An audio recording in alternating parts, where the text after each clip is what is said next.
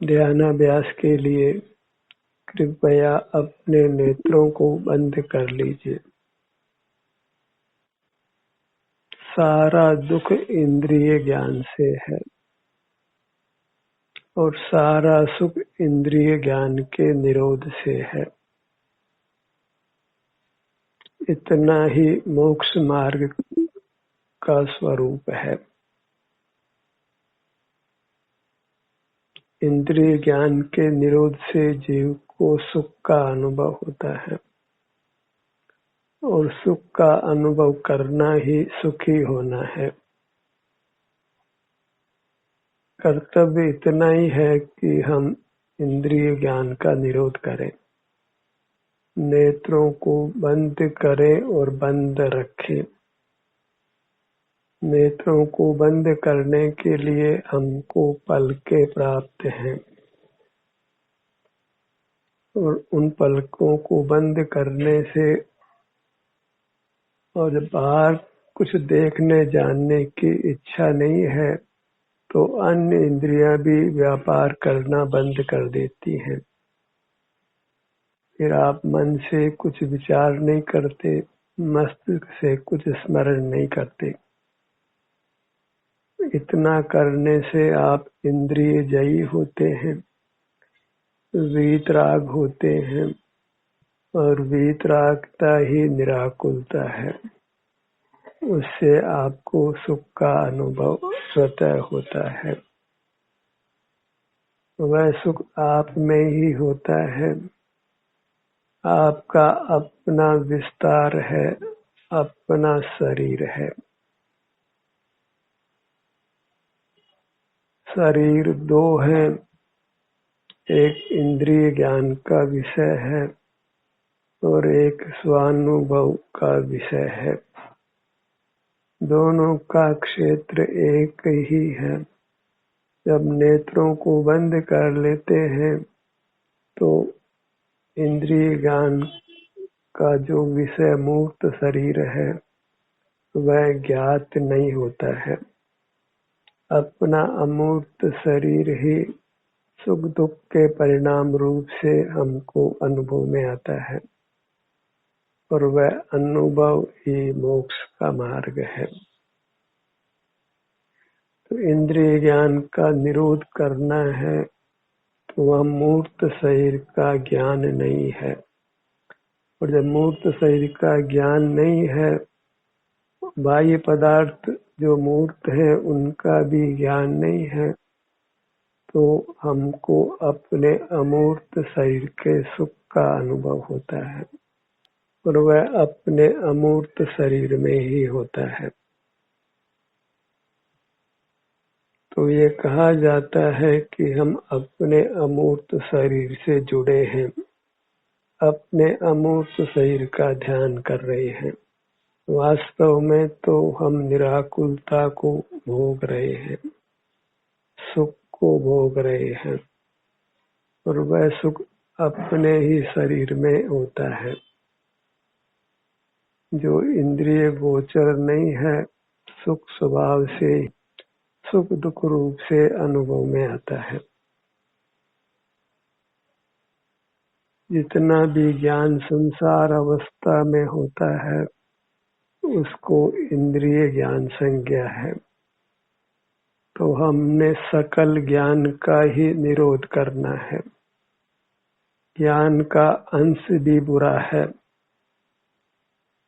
ज्ञान की कणिका भी बुरी है।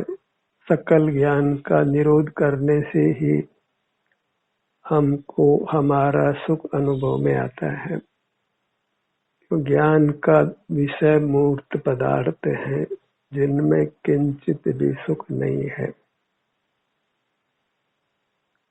और उसका निरोध करने से ही हम मूर्त से दूर वर्तते हैं, उनसे प्रभावित नहीं होते। जब मूर्त से प्रभावित नहीं होते तो सकल दुखों का नाश होता है और स्वतः ही ज्ञान का प्रतिपक्ष आनंद प्रकट होकर अनुभव में आता है। वही हमारा स्वरूप है। एक तो इंद्रिय ज्ञान का विषय मूर्त शरीर हमारा नहीं है, और इंद्रिय ज्ञान का निरोध कर जो अपना अमूर्त शरीर शारीरिक सुख दुख रूप से अनुभव में आता है, वह अमूर्त शरीर ही हमारा है, वही हम हैं। और जब बाहर का कुछ भी जानना नहीं है, हम इंद्रिय ज्ञान रूप वर्तन नहीं करते हैं, तो यह अमूर्त शरीर ही सुख रूप परिणमित होकर हमको सुख देता है। उस सुख को ही भोगते हुए हमें रहना है। इतना ही मोक्ष का मार्ग है। इस प्रकार मोक्ष मार्ग अत्यंत संक्षिप्त है, और ये मार्ग इंद्रिय ज्ञान का विषय बिल्कुल नहीं है। मत शुद्ध ज्ञान को मर्यादा में लेना है, उनका निरोध करना ही उनको मर्यादा में लेना है। जब तक मत शुद्ध ज्ञान है तब तक अवश्यंभावी राग द्वेष है, अवश्यंभावी कर्म का संबंध है, कर्म का उदय है और संसार है। जब हम इंद्रिय जय कर लेते हैं, मत शुद्ध ज्ञान नहीं करते, तो प्रतिपक्ष आनंद प्रकट हो जाता है। जो अतीन्द्रिय है उत्तम है, जो सकल कर्मों का नाश करने में समर्थ है, हमको परमात्मा बनाने में समर्थ है। तो इंद्रिय ज्ञान का निरोध करके प्रकट हुए उत्तम आनंद को भोगिए, और उससे फिर पूर्ण आनंद प्रकट होता है। मूर्त की संधि टूट जाती है, हम प्रकट अमूर्त होकर अनंत काल सुख से रहते हैं।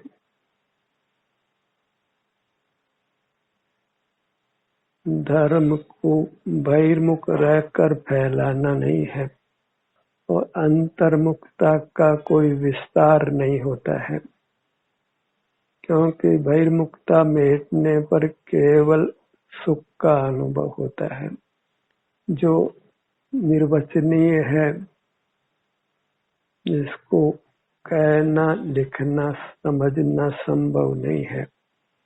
वह केवल भोग का विषय है, अनुभव का संवेदन का विषय है। वह शब्दातीत है, अंकातीत है, विकल्पातीत है, मात्र अनुभव गोचर है, अनुभव में आता है। जब हम ज्ञान मात्र का निरोध करते हैं तो आनंद मात्र प्रकट होता है। तो अपने को ज्ञान मात्र नहीं मानकर आनंद मात्र मानिए, यही सम्यक श्रद्धान है, जिसके बल पर सम्यक चारित्र होता है। फिर हम ज्ञान रूप नहीं परिणमन करते हैं, जानने की सब आकांक्षाओं को विराम देकर आनंद को भोगते हैं। ज्ञान ही हमारे आनंद को दृढ़ता से रोककर अनादि से खड़ा है। इसी ज्ञान का हमने निरोध करना है। जब कुछ भी जानना नहीं है तो आनंद का अनुभव होता है, और जब कुछ भी जानना है तो फिर आप बहिर्मुख रहिए और सुख से वंचित रहिए, क्योंकि ज्ञान बहिर्मुखी है। इंद्रिय ज्ञान है और वह मूर्त को ही प्रकाशित करता है, और मूर्त के जानने से ही मूर्त का बंध होकर संसार होता है, और संसार भयावह है, यहाँ दुखों का कोई पार ही नहीं है। अगर दुखों से भय लगता है तो ज्ञान से ही भयभीत रहिए। जहाँ ज्ञान होता है वहाँ साथ में क्रिया भी होती है, वचन चेष्टा होती है, काय चेष्टा होती है, श्वासोच्छ्वास होता है, सब अशुद्ध परिणमन होता है। ध्यान नाम आनंद के अनुभव का है। एकाग्र अन्य चिंता निरोधो ध्यानम। एक माने आप स्वयं, अग्र माने मुख। जब पर से नहीं जुड़ते हैं तो हम अपने से जुड़ते हैं, अर्थात अपने सुख को भोगते हैं और अपने अलावा सबको अन्य संज्ञा है, पर संज्ञा है। तो पर को विषय नहीं करना, नहीं जानना, वही ध्यान है। आप जानने का विषय नहीं है, अनुभव का विषय है। और पर अनुभव का विषय नहीं है, ज्ञान का विषय है। तो ज्ञान नहीं करके आनंद को भोगना है। आगम में ज्ञान को पर प्रकाशक माना गया है और पर प्रकाशकता ही दुख रूप है।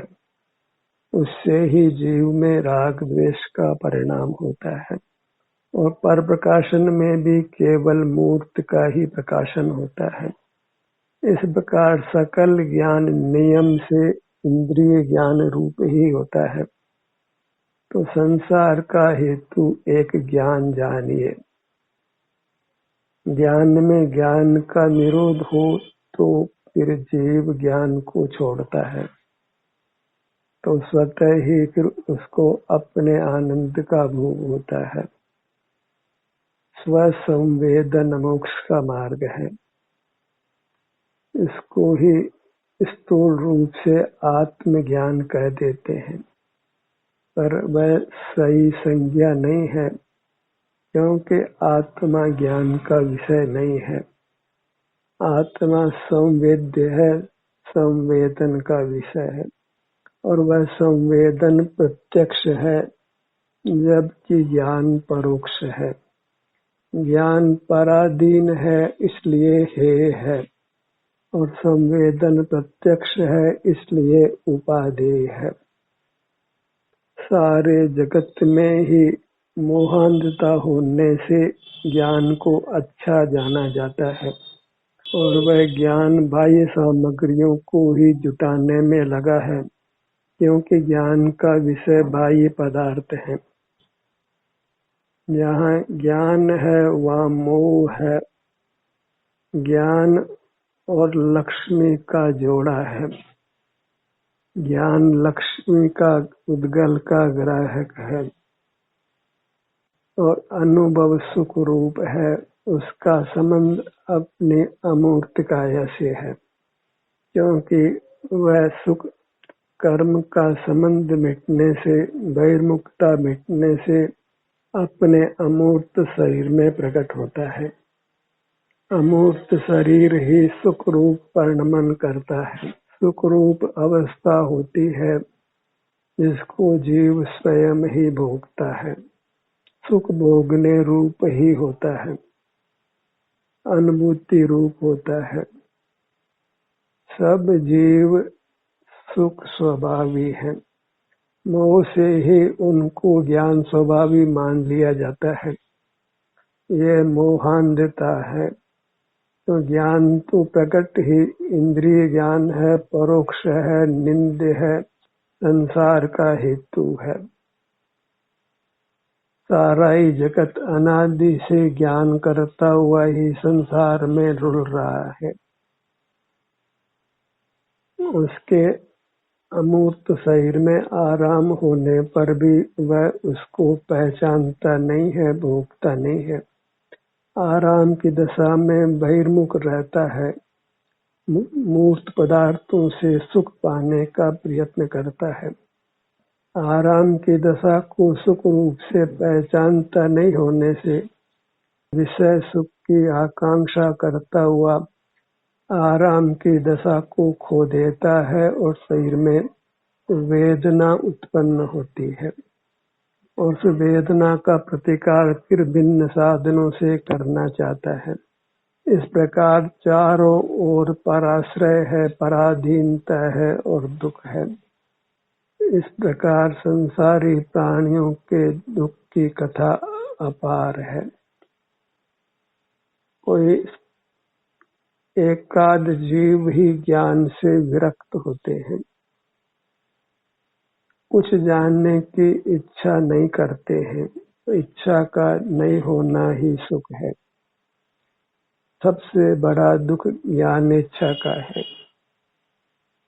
ज्ञान से मूर्त पदार्थों को देखना जानना चाहता है, बहिर्मुख रहता है, अपने उत्तम सुख को होने पर भी नहीं भोग पाता है।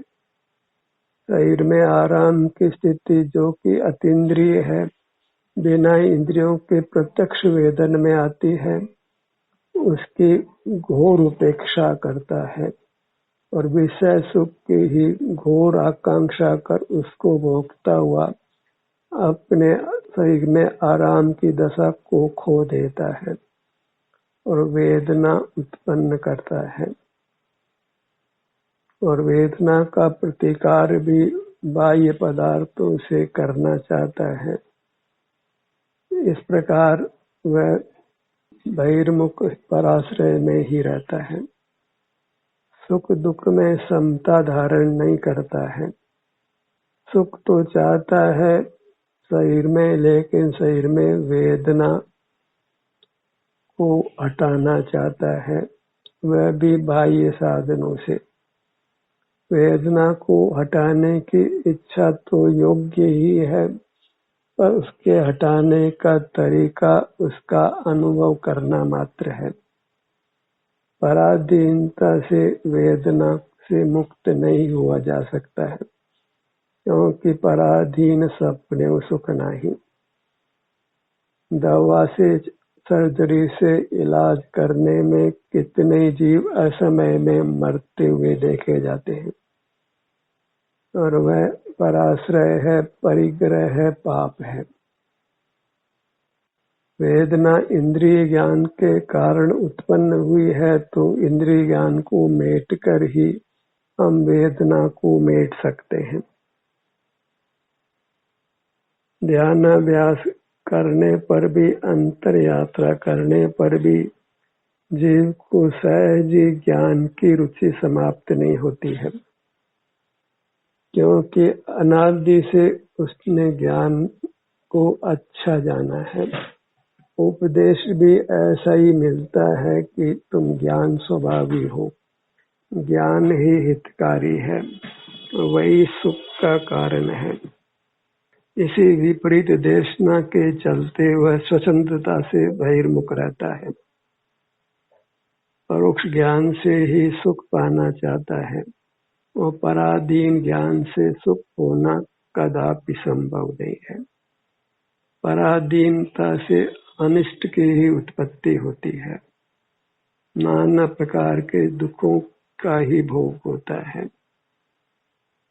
ज्ञान को भली प्रकार बुरा जान लिया जाता है, तो फिर बहिर्मुखता मिट जाने से आनंद प्रकट होता है, जो अनुपम है, अद्वितीय है, जिसको जीव ने पूर्व में भोगा नहीं है। तो सारी इच्छाओं के मूल में मूर्त पदार्थों को जानने की इच्छा है, क्योंकि जानकर ही सामने लगते पदार्थों को पाने की एक दौड़ सी हो जाती है, जिसमें जीव अहोरात्रि बहिर्मुख रहता है। बहिर्मुख रहकर थक जाता है, सो जाता है और फिर मर ही जाता है, पर कुछ मोक्ष मार्ग समझ में आता नहीं है। जीवन ऐसे ही वृथा हो जाता है। जब ज्ञान को बुरा जान लिया जाए तो आनंद होता है, उसी का नाम ध्यान है। ध्यान को कोई अलग से करना चाहे तो भले ही करे, पर वह सहज हो, स्वाभाविक हो, बिना यत्न के हो, तो मुक्ति अत्यंत निकट होती है। स्वभाव को पाने के लिए वास्तव में कुछ यत्न नहीं करना पड़ता है। स्वभाव सुख है जिसका जीव बना हुआ है, अपने को पाने का क्या प्रयत्न करना है। जो पर को पाने का प्रयत्न कर रहे हैं उसको छोड़ना है, तो स्वतः ही आप तो प्राप्त ही है। आपको क्या पाना है? उसका क्या प्रयोग करना है, क्या अभ्यास करना है। अभ्यास करना है तो इंद्रिय ज्ञान के निरोध का करना है। उसको निंद जानना है, हे जानना है, संसार का कारण जानना है, दुख रूप जानना है। तो फिर कुछ भी जानना नहीं रहता है तो आनंद ही आनंद हो जाता है। आनंदम ब्रह्मणो रूपम वह फलित होता है। जीव आनंद रूप ही है। उसका प्रतिपक्ष जो ज्ञान है उसका निरोध होने पर वह तो शेष रह ही जाता है। फिर शरीर में वेदना उत्पन्न नहीं होती है, क्योंकि वेदना उत्पन्न करने वाला कर्म ज्ञान से बंध को प्राप्त होता है। आगम में भी बहिर्मुक्ता छठे गुणस्थान पर्यंत होती है, वहीं तक असहता उत्पन्न करने वाले वेदनीय कर्म का बंध होता है। उसके बाद जीव बहिर्मुख नहीं है तो असहता उत्पन्न करने वाला कर्म का बंध भी नहीं है। और जब बंध नहीं होता है तो साथ में निर्जरा भी शुरू हो जाती है। हम कर्म से मुक्त भी होने लगते हैं। तो जब बहिर्मुक्ता रूप ज्ञान को हम छोड़ देते हैं तो सहज ही मोक्ष मार्ग होता है। सहज ही आनंद की अनुभूति होती है। जो ज्ञान अत्यंत प्रिय रहने से छोड़ना जिसको मुश्किल हो रहा है, उस ज्ञान को हे जान लेने पर छोड़ना सुगम हो जाता है।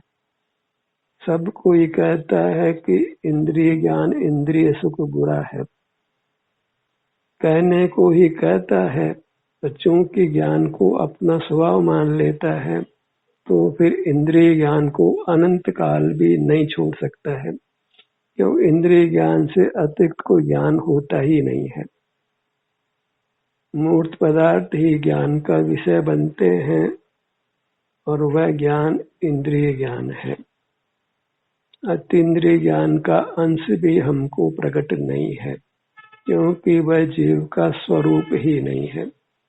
आज तक हमने एक भी अमूर्त पदार्थ को ज्ञान से जाना नहीं है, आगे अनंत काल भी जान नहीं सकेंगे। केवल अपना अमूर्त जीव सुख रूप से हमको अनुभव में आने वाला है, और उसी की वास्तव में हमको आकांक्षा है। आम खाना है, पेड़ क्यों गिनना है। हमको सुख पाना है, सुख मिल जाता है, तो फिर लोकालोक का ज्ञान क्यों करना है। अपने मुहूर्त का सहज ही लक्ष्य हो, क्योंकि बहिर्मुख रहना वह कुशील है। ज्ञान को कुशील संज्ञा है, व्यभिचार संज्ञा है, दुराचार संज्ञा है, क्योंकि वह विषय भोगी है। काम भोग ही उसका दूसरा नाम है, और हमारा स्वभाव अतीन्द्रिय आनंद का भोग है, जो मति शुद्ध ज्ञान से नहीं होता है। जो मति शुद्ध ज्ञान का ही दूसरा नाम इंद्रिय ज्ञान है। जीव एक आनंद स्वभावी है, उसका प्रतिपक्ष ज्ञान का निरोध करने पर वह प्रकट हो जाता है। जैसे सूर्य के सामने बादल हो तो बादल के हटने पर प्रकाश हो जाता है। कोई ग्रहण लगा हो तो सूर्य होते भी रात्रि जैसा अंधकार हो जाता है।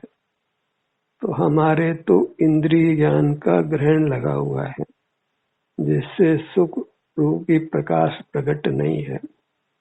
तो जब इंद्रिय ज्ञान को हम हे जान लेते हैं तो वह इंद्रिय ज्ञान हट जाता है, और यह जीव अपने आनंद के साथ व्यक्त हो जाता है। उसको आनंद का अनुभव होने लगता है, और उस आनंद के अनुभव के साथ में मूर्त कर्म की संधि टूट जाती है। क्यों मूर्त कर्म की संधि ज्ञान के साथ रहती है। ज्ञान का निरोध हुआ तो ज्ञान के जानने के साथ यह मूर्त कर्म भी चला जाता है। ज्ञान और कर्म का सहकारीपना साथ रहने रूप है। ज्ञान है तो कर्म है, और कर्म है तो ज्ञान है। और हमारा जोर कर्म पर नहीं है क्योंकि वह पर पदार्थ है। हमारा जोर ज्ञान पर है कि हम जानना बंद कर दें। कुछ नहीं जानना है, आत्मा को भी नहीं जानना है, तो स्वतः ही हम सुख में खड़े होते हैं।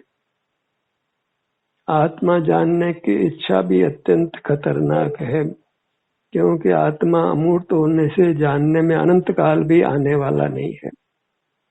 आत्मा को जानने की इच्छा को भी छोड़ देना है, तभी अपना सुख प्रकट हो सकता है। क्यों? आत्मा ज्ञान का विषय नहीं है, आत्मा संवेद्य है।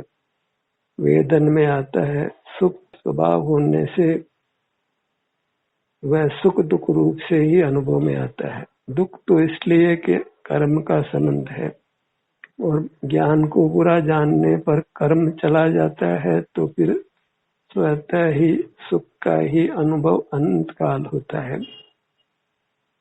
तो ध्यान करना माने ज्ञान का निरोध करना। ध्यान में भी करने का भार नहीं है, जो कर रहे हैं इंद्रिय ज्ञान उसको छोड़ना है, और छोड़ने में कौन सा भार है, हल्के ही हो जाते हैं। ज्ञान करने में तो आंखों को खुला रखना पड़ता है, देखने की चेष्टा करनी पड़ती है, किसी आवाज के प्रति ज्ञान को इन कानों को लगाना पड़ता है, नासिका को गंध के सन्मुख करना पड़ता है, जहाँ इसका विषय हो वह जाना पड़ता है।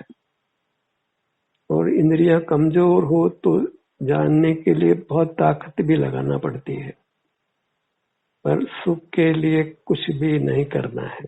मिश्री को मीठा रहने के लिए क्या करना है? स्वर्ण को पीला रहने के लिए कोई ध्यान करना है?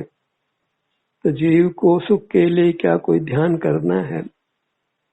कुछ ध्यान नहीं करना है। ध्यान करना बंद करे तो आनंद होता है, उसी को दूसरे शब्दों में ध्यान कहते हैं।